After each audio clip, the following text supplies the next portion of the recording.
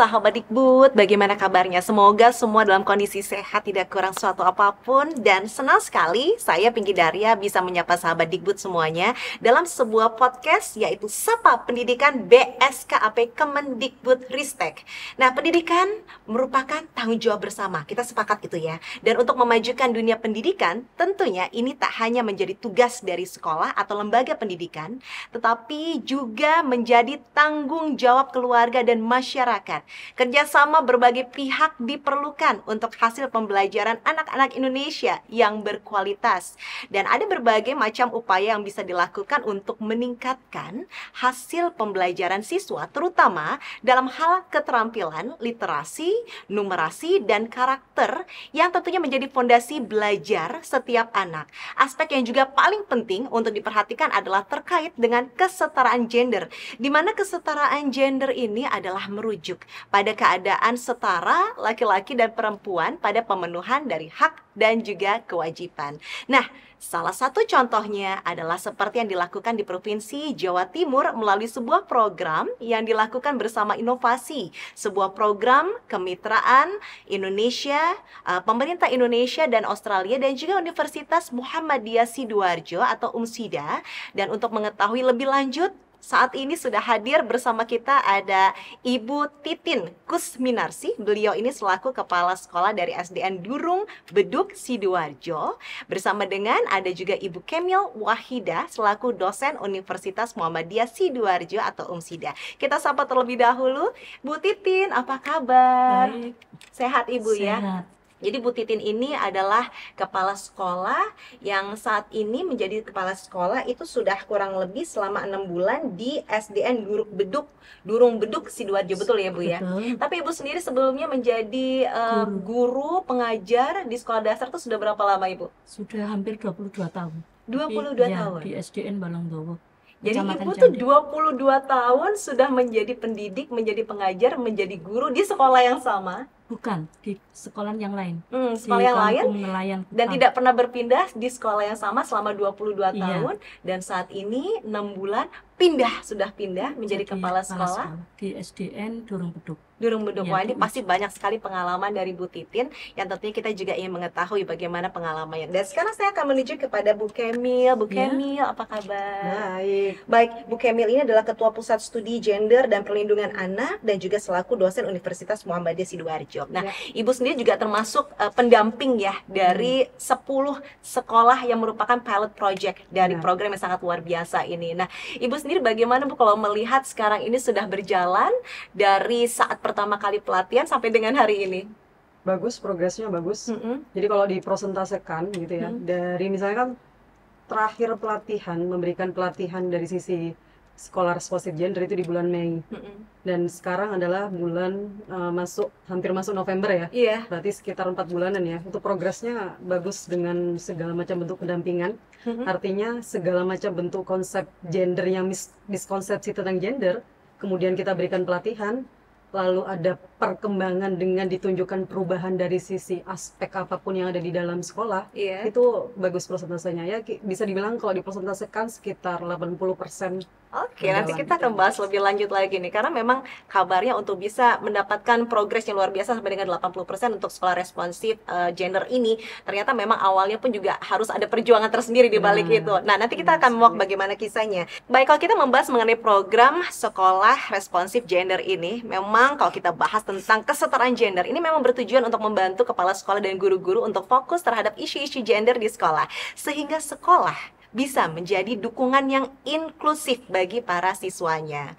Dan selain itu juga peranan guru pun juga menjadi komponen yang sangat penting dalam mengimplementasikan sekolah yang responsif gender. Nah, untuk itu mari kita ketahui lebih lanjut bagaimanakah pengalaman sekolah-sekolah yang terlibat dalam program ini, di mana dari kepala sekolah, guru, dan juga staf sekolah bersama-sama mengintegrasikan sekolah responsif gender dalam membantu rencana kerja sekolah atau RKS dan juga rencana pelaksanaan pembelajaran RPP yang responsif gender. Baik, kalau begitu langsung saja kita akan bertanya kepada para narasumber kita. Tadi Anda sudah melihat ada Bu Kemil, ada juga Ibu Titin. Nah, sebagai awal kita tentunya ingin tahu lebih detail. Sebetulnya apa sih yang disebut dengan sekolah responsif gender. Nah, kepada pendampingnya dulu nih, silakan Bu Kemil. Itu sebetulnya apa sih Bu kalau kita mendengar sekolah responsif gender? Kalau dipecah satu persatu, oke ini sekolah yang kasih respon untuk gender. Tapi secara keseluruhan tuh maknanya bagaimana? Ya, makasih Mbak. Jadi sekolah responsif gender itu saya akan mempermudah ya. Iya. Jadi berusaha untuk tidak mempersulit tentang mana sekolah responsif gender. Jadi akan bicara 4 kata saja. Akses, partisipatif, kontrol, sama manfaat. Nah, saya balik pertanyaan nih kepada audiens ya, Iya. semua ya, misalnya gitu. Apakah akses perempuan di dalam dunia pendidikan itu sudah memenuhi standar yang sama nggak dengan laki-laki? Misalnya seperti itu ya. Partisipasi perempuan di dalam dunia pendidikan ini kalau misalnya kita breakdown secara lebih detail adalah di sekolah ya.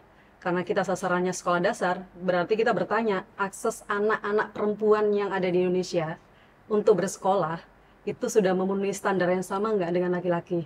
Jangan-jangan ada kasuistik yang banyak di belakang layar atau di daerah-daerah yang memang tertinggal berdasarkan data nih, Susenas ya, Susenas itu yang ada di Probolinggo, bahwa persentase anak laki-laki itu lebih unggul menerima pendidikan, bahkan even di sekolah dasar daripada anak perempuan. Padahal sekarang kita sudah masuk di tahun 2022 Iya. dan permasalahan itu juga masih ada. Masih ada di daerah-daerah yang memang kita sebut daerah-daerah 3T. Daerah 3T, Iya. apa itu? Daerah-daerah yang memang tertinggal gitu ya, ada tertinggal yang memang terpencil gitu ya. Tertinggal, terpencil. Iya. Nah, itu rata-rata ada beberapa kasuistik yang memang akses perempuan untuk menerima pendidikan yang sama dengan laki-laki itu presentasinya lebih rendah daripada anak laki-laki. Oke, ini catatan satu bahwa Catatan ternyata satu. akses perempuan untuk mendapatkan pendidikan ternyata Ya. masih di banyak tempat mengalami keterbatasan. Ya. Baik. Terus partisipasinya, kalau sudah bicara tentang partisipasi di lingkungan sekolah, partisipasi perempuan menjadi kepala sekolah lebih banyak atau lebih sedikit? Nah, gitu kan pertanyaannya. Bagaimana Bu Titin?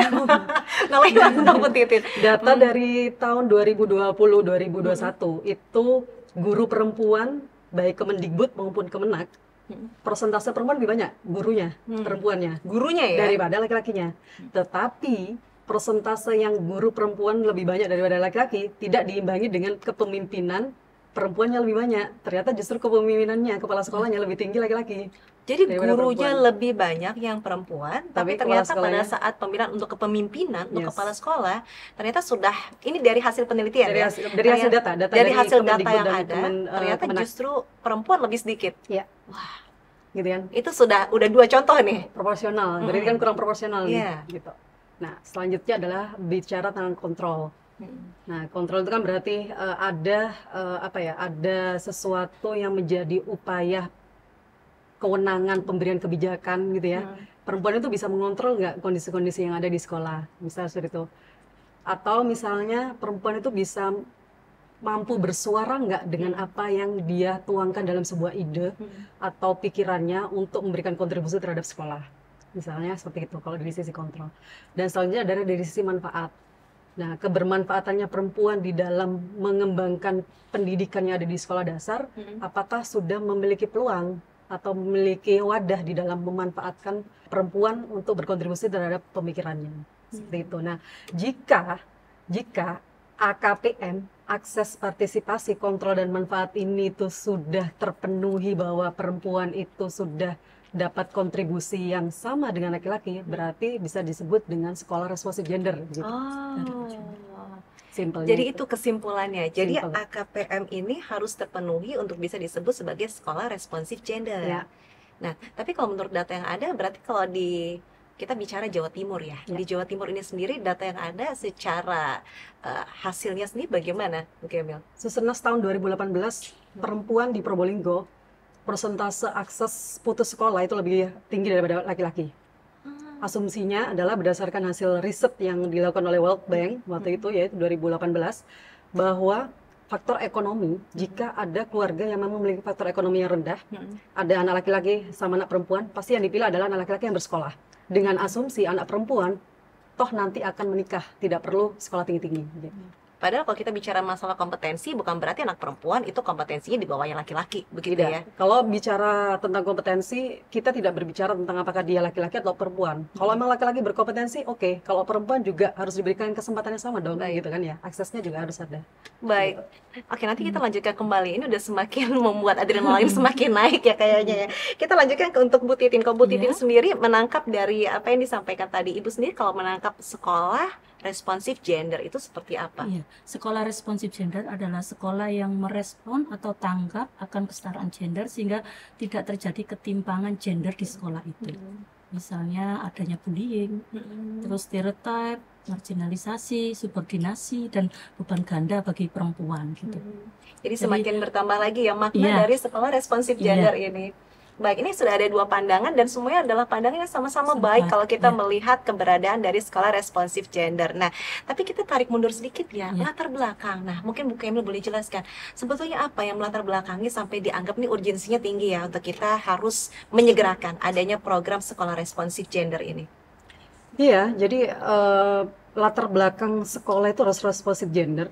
Itu sebenarnya gender itu kan dinamika kehidupan. Jadi dalam kehidupan itu pasti ada gender, ada Iya. laki-laki, ada perempuan.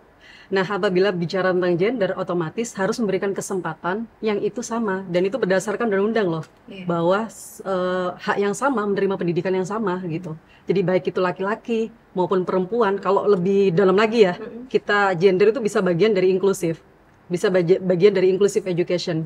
Jadi baik laki-laki berkebutuhan khusus atau non kebutuhan khusus, baik perempuan berkebutuhan khusus atau non kebutuhan khusus, apapun latar belakangnya, warna kulitnya, dan apapun sosial ekonominya, agama dan lain sebagainya, itu berhak menerima pendidikan yang sama. Kalau misalnya perempuan mampu lari maraton, ya banyak juga yang terjadi.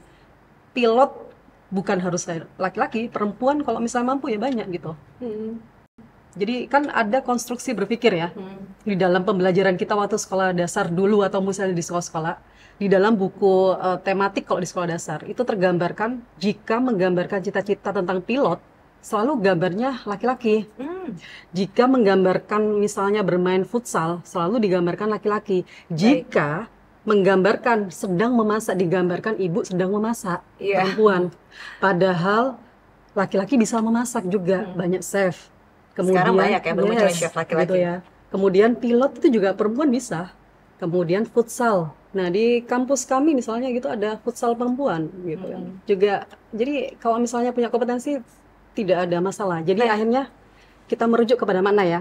Jadi mungkin yang difahamin sama orang-orang itu loh, kenapa sih kok gender gitu loh. Jadi ada gender secara biologis, kodratnya manusia perempuan gitu ya, dengan laki-laki. Ada gender secara peran sosial. Nah, kita sekarang berbicara tentang gender secara peran sosial. Nah, oke, berarti yang kita highlight di sini adalah kita bicara gender dalam hal masalah Peran sosial. sosial, iya. Nah, mungkin kalau berbicara mengenai ternyata secara tidak sadar dari kita masih sekolah dasar itu kita belajar sesuatu yang masuk ke alam bawah sadar kita bahwa ini masalah gender di kotak-kotakan. Nah, berarti harus tanya ke guru nih. 22 tahun jadi guru. Bu, betul nggak sih, Bu? Selama 22 tahun menjadi guru, buku-buku yang diterima memang suka ada masalah gender ini seperti di kotak-kotakan seperti yang tadi disampaikan oleh Bu Kemil. Iya, jadi image-nya memang seperti itu tadi. Jadi kalau peran sosial pilot atau peternak, petani, indeksnya ke laki-laki. Tapi sekarang peran sosial bisa bertukar gitu antara laki-laki dan perempuan. Jadi perempuan bisa menjadi peternak, pilot itu melalui pembelajaran di kelas gitu. Memang Jadi, kalau tanpa sadar kita membaca di suatu buku, terus kemudian polisi itu gambarnya laki-laki. laki-laki, terus kemudian ibu memasak Iya, begitu. gitu. Dari anak-anak sendiri, dari siswa-siswa yang mungkin usia masih anak-anak ya, Iya. masih kelas 1, kelas 2, Iya, kelas kelas 3, itu ada dampaknya. Ibu pernah melihat secara langsung kah? ya, dampaknya misalnya ini apa pekerjaan ini untuk laki-laki gitu, ini untuk perempuan. Jadi Dari kecil istilah- mereka sudah mengkotakkan Iya, polisi berarti atau laki-laki. misalnya pembelajaran ekstra gitu kurikuler memasak perempuan kan gitu. Jadi memang sudah Iya, ada contoh nyatanya. iya, gitu. Dan itulah sebabnya kenapa masalah gender Gender ini diperluas. sudah harus diajarkan bukan pada yang usianya dewasa saja, tapi pada usia anak-anak untuk bisa memperbaiki pola pikirnya agar mereka tahu kompetensi yang paling Iya. utama, begitu ya. Iya, Oke, kalau kita bicara tentang modul sekolah responsif gender yang telah dikembangkan, nah ini bisa dijelaskan lebih lanjut. Nah, Oke, itu Mil. menarik ya. Modulnya nih. Modul. Saya berani menyatakan modul sekolah responsif gender yang kerjasama Umsida dengan inovasi itu pertama di Indonesia. Pertama di Indonesia. Pertama di Indonesia. Oh, luar Jadi kalau biasa kita nih. bicara tentang gender, itu biasanya kasuistiknya adalah ekonomi, Oke. kekerasan gitu kan, kemudian kesehatan gitu, dan lain sebagainya. Tapi gender dalam dunia pendidikan, sebenarnya indikator gender dalam dunia pendidikan itu sudah dituangkan dari Kemendikbud ya, sejak lama ada itu indikator gender dalam pendidikan, tetapi belum terimplementasi dalam sebuah sebuah wadah berdasarkan 8 standar pendidikan. Jadi kalau misalnya tadi berbicara di awal itu kan ada akses, partisipatif, kontrol sama manfaat. Itu bisa menjadi gambaran bahwa sekolah itu responsif gender jika 4 hal tersebut terpenuhi. Nah, lebih dalam lagi dan spesifik lagi, kita merujuk kepada 8 standar pendidikan yang ada di Indonesia. Jika sekolah itu memenuhi 8 standar pendidikan yang responsif gender, bisa dikatakan sekolah responsif gender, dan itu ada di modul kita. Dan itu ada di modul. Dan itu ada yang modul pertama kita. kali di Indonesia. Iya. Luar biasa. Baik, kalau kita bicara lagi tentang perubahan, kalau kita bicara tentang sekolah responsif gender, ini kan pasti berhubungan tentang perubahan begitu. Nah, kalau kita bicara mengenai perubahan sendiri, perubahan pasti tidak mudah. Butuh ada tantangan dan pasti ada kendala di balik itu. Nah, mungkin Bu Titin sendiri boleh cerita pada saat akhirnya kan pelatihan nih, pelatihan mengenai program sekolah responsif gender. Setelah itu kemudian mengaplikasikan di sekolahnya. Nah, tantangan apa atau kendala apa saja Ibu yang terjadi dan dihadapi? Ya, yang pertama setelah mengikuti diklat, otomatis kan KS, guru, dan semua staf ikut, bendara atau UPS, maka kita mengetahui apa materi dari gender itu, terus kita terapkan, kita praktekkan di sekolah, kemudian misalnya dimulai dari RK-nya, RKS-nya ditata yang responsif gender, kemudian sarprasnya juga yang mengarah ke responsif gender. Jadi ditata lebih awal gitu loh, maksudnya ya UKS-nya yang masih belum responsif gender maka ditata, kemudian kamar mandinya harus terpisah gitu. Dari SDM-nya sendiri Bu, pada saat melaksanakan dari hasil pelatihan itu apakah ada kendala tersendiri? Oh, ada kendalanya, memang guru-guru kan sudah mengetahui hasil pelatihannya, jadi harus mengembangkan RPP yang responsif gender. Jadi saya tetap menggerakkan, mensupport guru yang istilahnya ada yang mau mengerjakan RPP-nya, ada yang masih malas gitu. Jadi saya harus tetap mendorong guru-guru gitu. Baik, tadi itu adalah kendala-kendala yang dihadapi oleh Bu Titin pada saat mengaplikasikan di sekolahnya. Nah, ini kan kalau Bu Kemil mendampingi 10 sekolah project ya Bu ya, 10 sekolah pilot project. Nah, bagaimana? Apakah menghadapi 10 sekolah ini ada kendala tersendiri? Iya, jadi 10 sekolah itu kan memiliki latar belakang masing-masing ya. Iya. Latar belakang isu gender yang berbeda, kemudian latar belakang permasalahan tentang gender yang berbeda. Nah, sehingga perbedaan dari permasalahan atau isu gender itu diperlukan penanganan atau pendampingan yang berbeda. Jadi salah satu contoh misalnya ada sekolah yang memang mayoritas dari suku tertentu.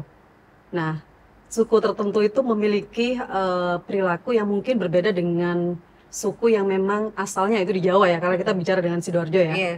Nah, otomatis ada beberapa tindakan atau misalnya kekerasan yang terjadi di sekolah, berarti pendampingan kita lakukan adalah salah satunya bagaimana menghilangkan kekerasan terhadap anak perempuan yang ada di sekolah. Dengan cara apa? Dengan membentuk Satgas Anti Kekerasan. Oh, sampai dibuat Satgas Anti Kekerasan? Ya, yang melibatkan ada guru, ada perwakilan dari wali murid, ada perwakilan dari peserta didik laki-laki dan peserta didik perempuan. Bagaimana menciptakan sekolah yang kondusif dan ramah anak. Jadi sebenarnya kalau kita bicara gender yang responsif gender itu salah satunya adalah ramah anak, gitu ya. Jadi ramah, semuanya itu bebas, merdeka, belajar dengan senang. Jadi sekolah itu kan patokannya itu bagaimana bahagia di dalam sekolah, bukan bagaimana stres. Betul. Betul, ini juga menjadi sebuah permasalahan ya, kan banyak anak yang sekolah tapi inginnya adalah di luar sekolah. Jadi bagaimana menciptakan situasi sekolah dia merasa aman, nyaman, dan bahagia. Nah, ini menarik sekali. Baik, dilanjutkan ke pertanyaan berikut ya. Kalau tadi kita sudah membahas mengenai kendala. Nah, kalau kita bicara mengenai rencana kerja sekolah RKS, apa yang bisa dilakukan untuk mewujudkan sekolah responsif gender? Ini mungkin dari Bu Titin dulu, karena Bu Titin ini kalau kita melihat ya, ini luar biasa. Ini adalah salah satu guru yang sangat kreatif dan tidak mau berdiam diri kalau punya ide. Iya. Nah Ibu, ini untuk masalah RKS ini sendiri apa Bu yang bisa dilakukan agar bisa mensupport, mendukung agar program ini bisa berjalan? Ya, untuk RKS-nya kan memang sudah ada, tapi kemarin hasil diklat RKS itu sebetulnya sudah ada sarpras dan sebagainya. Nah, itu lebih difokuskan, diarahkan ke gender. Jadi misalnya sarpras penataan UKS, penataan kamar mandi, kemudian ada program kegiatan di sekolah parenting. Nah, karena setelah mengikuti diklat dengan UMSIDA MUU, maka kita rencana kedepannya ada parenting untuk pengenalan tentang gender, kesetaraan gender ini ke semua warga sekolah, misalnya wali siswa gitu. Jadi kita undang, kita ambil narsum dari mungkin pihak UMSIDA, PSGPA gitu, kita hadirkan sebagai narsum. Jadi lebih mengetahui apa itu gender. Jadi Ini ide ya, kembali lagi kepada ide dan inovasi. Iya. Kemudian UKS juga gitu kan, perlengkapannya kemarin hanya obat-obatan untuk sakit gitu. Karena setelah mengikuti diklat kesetaraan gender, maka kami mencoba melengkapi perlengkapan, misalnya pembalut disediakan untuk anak perempuan yang menstruasi di sekolah, terus rok ganti, terus ada celana baru untuk perempuan gitu. Jadi usaha-usaha itu yang kita lakukan. Kemudian pemisahan kamar mandi laki dan perempuan gitu. Terus ada tempat sampah tertutup di kamar mandi gitu. Dan itu sudah dipersiapkan dari anak usia sekolah dasar ya? Iya. Karena kalau zaman dulu kan kayak kita melihat sekolah dasar tuh belum terlalu diperlukan, tapi ternyata semakin kesini kita semakin memahami bahwa ternyata ini memang sudah diperlukan, dan itu Ibu berupaya untuk mengaplikasikannya di sekolahnya. Saya praktekkan. Dipraktekkan juga. Nah, kalau nggak salah dengar-dengar Ibu juga punya ide kreatif ya Bu ya, yang Ibu lakukan supaya juga bisa mensupport dari program ini. Kalau nggak salah pasang-pasang poster itu bagaimana Ibu? Iya, kemarin kan hasil diklat coba untuk mempropagandakan di sekolah tentang gender itu diupayakan buat slogan-slogan. Kemudian saya membuat slogan-slogan kecil, saya taruh di taman-taman sekolah. Gitu. Nah ini contohnya Ibu ya, boleh lihat ya Bu. Bisa misalnya stop bullying. Nah, kemudian ini yang saat ini saya pegang adalah stop bullying. Iya. Ini anak-anak tahu nggak Ibu artinya apa stop bullying? Berhenti untuk membullying dengan teman lain gitu. Jadi meskipun ada poster, Ibu tetap memberikan penjelasan. Iya, dibantu Bapak dan Ibu gurunya di kelas. Gitu. Karena semua kan Bapak dan Ibu gurunya sudah mengikuti diklat. Gitu. Baik, berikutnya Ibu mungkin boleh diangkat apa ini? Cegah stereotip itu yaitu cegah pelabelan negatif. Kemudian cegah marginalisasi. Iya. Saya bantu Ibu, saya angkat satu. Nah, ya ini misalnya gaungkan gender, jadi kesetaraan gender harus kita perjuangkan di sekolah gitu. Ya, kemudian, gaungkan gender. Iya, gaungkan gender. Tapi anak-anak paham ya Ibu ya? Iya. Apakah ini harus diulang-ulang terus? Ya harus selalu didampingi ke anak-anak, maksudnya dijelaskan kembali ke anak-anak gitu. Yang menarik ini loh bahasanya, cegah marginalisasi. Anak SD sekarang sudah mulai diperkenalkan dengan kata-kata yang tentunya merupakan peringatan untuk mereka, dan para guru-gurunya juga mengingatkan, mendampingi, dan tidak pernah bosan mengingatkan lagi, karena memang harus selalu diingatkan Ibu ya. Saya buat poster yang besar dengan gambarnya lucu-lucu. Ya, pintu gerbang SD itu bahwa SDN Durung Beduk siap wujudkan sekolah responsif gender. Luar biasa. Wah, itu ide dari Ibu sendiri yang kemudian diaplikasikan dan didukung oleh para guru-guru yang lainnya. Iya, karena setelah mengikuti diklat kesetaraan gender, kita harus mempunyai kiat-kiat tersendiri, sesuatu yang baru agar kesetaraan gender bisa berlanjut atau digaungkan gitu. Baik. Nah, kalau kita bicara mengenai RPP atau rencana pelaksanaan pembelajaran, nah ini apakah bisa membantu mewujudkan sekolah responsif gender? Sangat membantu. Karena sebagai guru adalah penggerak pembelajaran di sekolah. Jadi gender itu disuntikkan melalui anak-anak, pengetahuannya melalui Bapak Ibu guru dalam pembelajaran. Baik itu kurikulum K13 atau kurikulum Merdeka. Misalnya saja di kelas 4 itu contohnya guru saya, maka pembelajarannya seri bacaan materi di pembelajaran itu mengenalkan bahwa seorang peternak atau pilot itu tidak harus laki-laki, maka perempuan. Maka bu gurunya membuat materi pembelajaran yaitu dengan judul Anissa Peternak yang Hebat dan Tangguh. Wah, ini harus kreatif juga berarti gurunya ya. Makanya gurunya harus betul-betul bagaimana cara menyuntikkan, menggaungkan gender ke anak-anak itu lewat pembelajaran. Gitu. Jadi coba saya boleh lihat Ibu, ini adalah sebuah kisah yang dibuat sendiri oleh guru. Iya. Saya kemarin kan setelah diklat saya bantu juga itu, saya yang mengarahkan. Wah, ternyata Itu, sudah ya. menular ya, Bu Iya, ya. Ide gitu. Terima kreatif kasih. dari Bu Titin ternyata Iya. menular kepada guru-guru yang Iya, lainnya. iya. Dan Ibu tetap mendampingi pada saat proses pembuatan ini. Iya, saya dampingi. Jadi saya munculkan ide-ide agar anak-anak mengetahui gender itu apa. Melalui materi. Jadi di Anissa? sini diperlihatkan bahwa anak perempuan pun juga bisa beternak. Iya, itu. Dan Dengan- kemudian sekolah Iya. sekolah tinggi untuk menjadi peternak yang Iya, handal. iya, Luar yang handal. biasa. Nah, terus dengan pertanyaan-pertanyaan yang mengarah ke gender. Ya, misalnya siapa yang bercita-cita dari peternak? Mengapa Anissa ingin menjadi peternak? Sebetulnya keinginan Anissa disuruh memilih jurusan apa kan? Karena anak semata wayang ingin Iya. anaknya perempuan jadi pegawai bank gitu kan. Apakah seorang peternak hanya peran sosial laki-laki gitu dan seterusnya. Jika Anissa bercita jadi peternak, apakah Anissa telah menyetarakan gender gitu. Kemudian bolehkah peran sosial laki-laki diperankan perempuan? Bolehkah peran biologis atau peran kodrat laki-laki dan perempuan saling bertukar gitu? Apakah Anissa disebut pahlawan gender? Bolehkah orang tua memaksakan cita-cita anaknya? Kemudian sebutkan 5 macam peran sosial atau pekerjaan yang dapat diperankan laki-laki dan perempuan.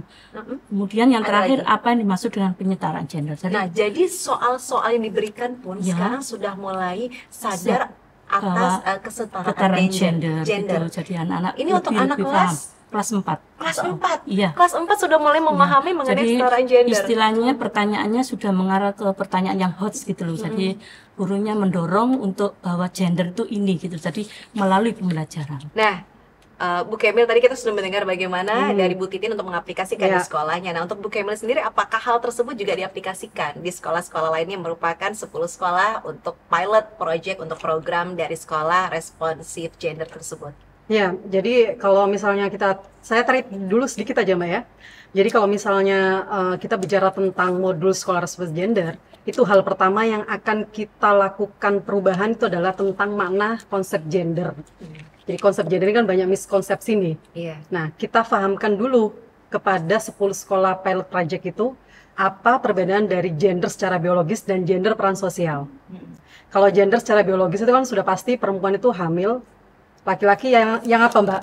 Laki-laki yang menemani, Yang- bukan yang bertanggung jawab, Yang bertanggung mendampingi. jawab gitu ya. Harusnya kan seperti Oke, itu ya. iya.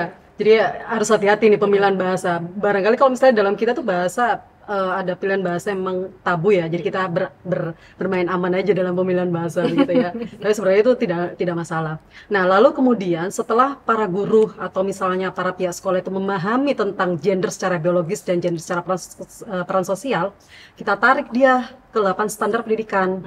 8 standar pendidikan adalah standar isi. Kita lihat tuh kurikulum. Jadi kurikulumnya itu bukan kita rubah. Jadi tetap ada kurikulum yang sama. Ya, kurikulumnya dari pemerintah. Dari KIKD yang sama, cuma kita kembangkan ketika dia turun dari tujuan pembelajaran.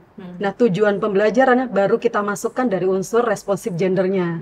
Nah, begitu. Nah, konsep pembelajaran tentang RPP responsif gender yang tadi disampaikan sama Bu Titin, itu adalah salah satu dari standar isi atau standar proses pada 8 standar pendidikan. Itu poin penting. Iya.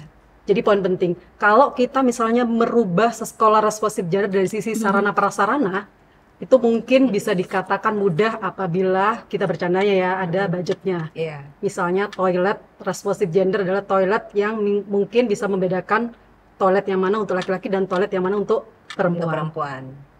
Tetapi ada hal yang paling penting ini, Apa itu? yang misalnya kami perhatikan adalah perubahan dari sisi konstruksi berpikir yang itu ditanamkan di anak dari sejak dini yang dia bawa sampai dia kelak dewasa Yaitu. tentang konstruksi responsif gender melalui pembelajaran, yaitu RPP tadi. Rencana pelaksanaan pembelajaran disusun guru, materinya setelah disusun dalam bentuk RPP disampaikan kepada siswa. Nah, siswanya menerima dan itu akan membentuk konstruksi berpikir. Nah, salah satu contoh misalnya di dalam SD itu kan ada tematik cita-citaku tuh. Iya. Kalau dalam tema kelas 4. Nah, sedikit menyambung kenapa kok Bu Titin tadi itu kelas 4 sudah bisa menyinggung secara Masalah hot. gender. Hot itu adalah high order Ada sih. thinking. Oh, Jadi, itu high order iya, High thinking. order Pertanyaan. thinking. Jadi itu pertanyaan yang memang lebih tinggi. Disasarkan kepada anak kelas tinggi. Kelas tinggi itu mana? Kelas 4, 5, 6. Iya. Mengapa? Karena literasinya bukan literasi dasar yang hanya bisa membaca, menulis permulaan. Literasi Tapi pemahaman. literasinya secara pemahaman. membaca, menulis secara dalam. Nah, membaca, menulis secara dalam itu bisa dimulai di kelas tinggi 4, 5, 6. Oleh sebab itu, makna tentang responsif gender bisa lebih dalam disisipkan di kelas tinggi juga, secara lebih tinggi. Nah, contoh misalnya cita-citaku. Nah, cita-citaku, konstruksi, kenapa kok penting ini di anak-anak? Karena konstruksi sebelumnya, jika digambarkan polisi itu adalah gambar laki-laki, kemudian ibu itu digambarkan selalu di dalam rumah dengan baju compang-camping, kemudian sambil masak, terbawa itu sampai kelak dewasa. Berarti kita yang berkontribusi terhadap ketidaksetaraan gender. Dari mana? Dari dunia pendidikan. Nah, harusnya kita juga berkontribusi terhadap perubahan dari menghilangkan ketidaksetaraan gender melalui konsep pendidikan yang ada di kelas, yaitu di pembelajaran. Begitu. Nah, ini kalau kita bicara bahwa kita semua bertanggung jawab untuk mengubah pola pikir dari anak-anak, untuk membangun sebuah konstruksi cara berpikir seputar masalah gender ini. Nah, kita tarik mundur lagi nih kepada mereka-mereka yang mencetak anak-anak ini, itu para guru-gurunya. Nah, ini juga bertepatan dengan Hari Guru Nasional ya. Jadi tentunya kita juga memahami bahwa keberhasilan suatu program itu tidak lepas dari institusi yang mencetak dari para guru tersebut. Mungkin Bu Kemil boleh menceritakan tentang modul sekolah dasar responsif gender yang juga diintegrasikan di Fakultas Psikologi dan Ilmu Pendidikan jurusan pendidikan untuk guru SD di UMSIDA sendiri, itu bagaimana, Bu Kemil? Ya, kalau misalnya modul sekolah responsif gender, itu kan kita langsung sasar kepada 10 sekolah dasar sebagai pengguna, gitu ya. Itu instan kalau saya sampaikan, karena langsung tiba-tiba dilatih, dikasih perubahan pemikiran, kemudian kita dampingin. Nah, ada yang secara tidak instan, yang memang seolah-olah itu jangkanya panjang tetapi enak nanti ke depannya, yaitu menyasar kepada calon guru sekolah dasar. Nah, itu. Jadi calon guru sekolah dasar itu kan pasti nanti akan menjadi guru sekolah dasar nih. Nah, oleh sebab itu ada perubahan tentang responsif gender masuk dalam perkuliahan. Jadi dari sejak perkuliahan sudah diajarkan apa itu tentang kesetaraan gender dan bagaimana calon guru itu mendesain pembelajaran yang responsif gender yang nanti ketika menjadi seorang guru dia langsung sudah aplikatif karena sudah biasa di dalam perkuliahan paham makna tentang responsif gender dan bagaimana mendesain sekolah responsif gender dan bagaimana mendesain pembelajarannya sehingga bagaimana men-setting bahkan event kelasnya. Jadi contoh salah satu kelas yang responsif gender adalah heterogen kan. Jadi bisa dalam satu kelompok itu ada di dalamnya laki-laki dan perempuan saling berdiskus. Dan guru dilatih untuk memberikan kesempatan yang sama. Jangan selalu misalnya ditunjuk, Adi terus. Mita terus gitu. Jadi berikan kesempatan saja, baik itu laki-laki maupun perempuan di dalam menyampaikan pendapat di dalam sebuah kelas. Dan itu kuncinya ada di guru.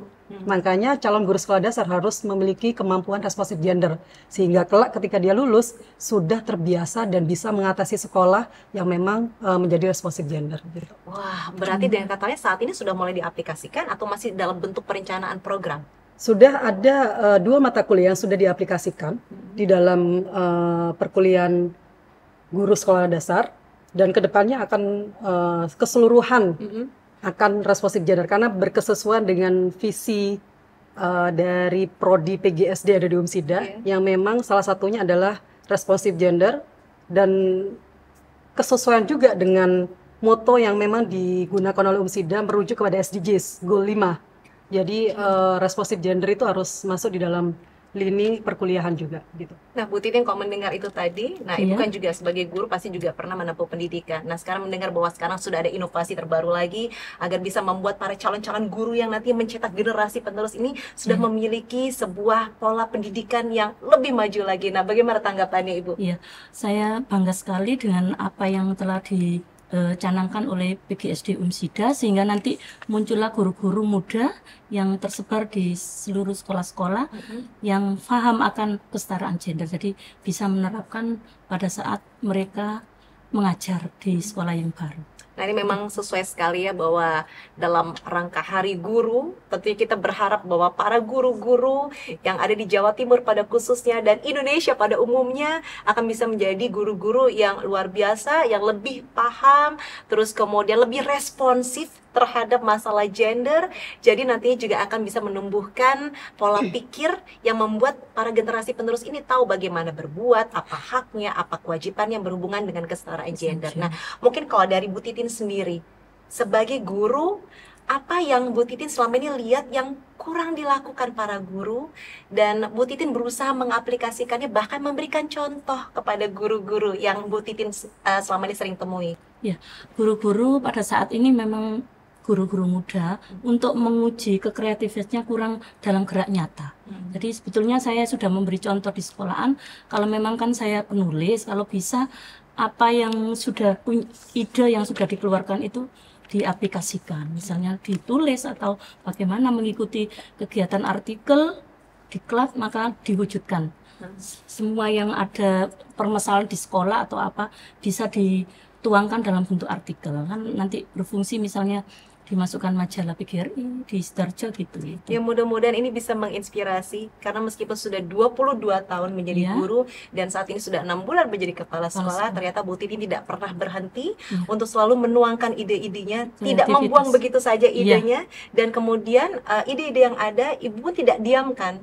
Ibu berusaha untuk menjadikan sebuah karya. Bahkan inovasi sehubungan tentang masalah gender ini juga termasuk salah satu dari ini, juga ada yang diaplikasikan ya Bu ya? Sudah ya, masuk nanti majalah MLI, Majalah Literasi Indonesia Digital, yang punyanya MGI. Jadi dengan opini yang gender ini saya angkat. Baik, tentunya kalau kita melihat ingin sekali masih terus bisa berdiskusi, tapi sayang sekali waktu sudah sangat terbatas. Nah, kita bicara mengenai harapan ya, harapan ke depannya untuk para praktisi dalam dunia pendidikan pada umumnya, dan tentunya pada sekolah responsif gender pada khususnya. Bu Titin, bagaimana harapannya? Harapannya setelah mengikuti diklat, kami kepala sekolah, guru-guru dan staf, maka kesetaraan gender ini tetap kita gaungkan di sekolah kita dan mencegah terjadinya ketimpangan gender yang ada di sekolah kami, sehingga sekolah kami nanti menjadi sekolah yang kondusif, yang aman, kemudian yang ramah anak, jadi terhindar dari kesenjangan gender. Terima kasih. Baik, kalau begitu terima kasih Bu Titin. Bu Kemil, silahkan harapannya bagaimana? Jadi sekolah responsif gender itu bukan bertukar peran antara laki-laki perempuan ya. Seolah-olah kalau misalnya pilot itu bertukar perempuan jadi pilot, laki-laki menjadi ibu rumah tangga, tidak gitu ya. Cuma jadi begini, intinya sekolah responsif gender itu menghilangkan ketidakadilan gender. Jika misalnya perempuan memiliki kompetensi, beri kesempatan. Apabila laki-laki juga memiliki kompetensi, beri kesempatan. Artinya bukan bertukar peran ya, tapi poinnya adalah memberikan kesempatan yang sama apabila memiliki kompetensi yang memang bisa dijadikan unggulan di dalam diri anak laki-laki maupun anak perempuan. Begitu poin pentingnya di sekolah responsif gender. Jika itu terjadi, maka bisa disebut salah satu keberhasilan dari sekolah responsif gender. Nah, highlight terakhir ini yang paling penting. Mengapa kok sekolah dasar menjadi sasaran paling utama sekolah responsif gender? Karena sekolah dasar itu anak-anaknya masuk dalam operasional konkret. Nah, operasional konkret. Nah, oleh sebab itu cara pembentukan mindset anak-anak sedini mungkin yang memang masuk dalam kategori operasional konkret itu diperlukan sedini mungkin, yang dia nanti akan terbentuk dan terbawa sampai dia kelak dewasa. Makanya poin penting adalah di sekolah dasar itu. Begitu dari saya poinnya. Semoga bisa diterima. Luar biasa.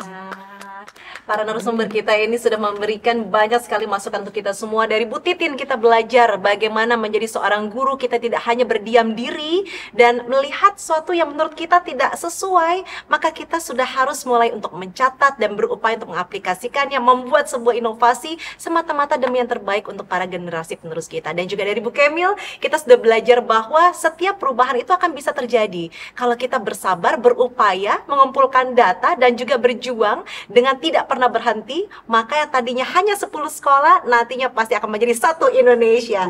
Sekali lagi mengucapkan terima kasih Bu Titin, terima kasih Bu Kemil. Dan satu hal yang paling penting adalah mudah-mudahan dengan adanya tayangan ini, maka masalah kesetaraan gender tentunya kita semakin memahami ini adalah tanggung jawab kita bersama. Tidak hanya sekolah, tidak hanya kepala sekolah, tidak hanya para guru, tapi para orang tua pun juga harus memahami. Dan mudah-mudahan dengan adanya tayangan ini, maka mudah-mudahan ya ke depannya para generasi penerus kita ini akan semakin memahami mengenai kesetaraan gender dalam hak dan kewajiban yang bisa mereka dapatkan. Baik, kalau begitu sekali lagi mengucapkan terima kasih Bu Kemil. Terima kasih Bu Titin. Terus berjuang dan mudah-mudahan apa yang disaksikan hari ini bisa menginspirasi banyak orang. Baik, kalau begitu, dan tentunya kami ingatkan juga kepada seluruh sahabat Dikbud, jangan lupa untuk tetap menyaksikan episode-episode selanjutnya dengan tema yang lebih menarik dan Dan yang paling penting adalah jangan lupa untuk subscribe dan like YouTube channel kami. Saya Pinky Daria mengucapkan terima kasih, pamit undur diri, selamat Hari Guru dan sampai jumpa.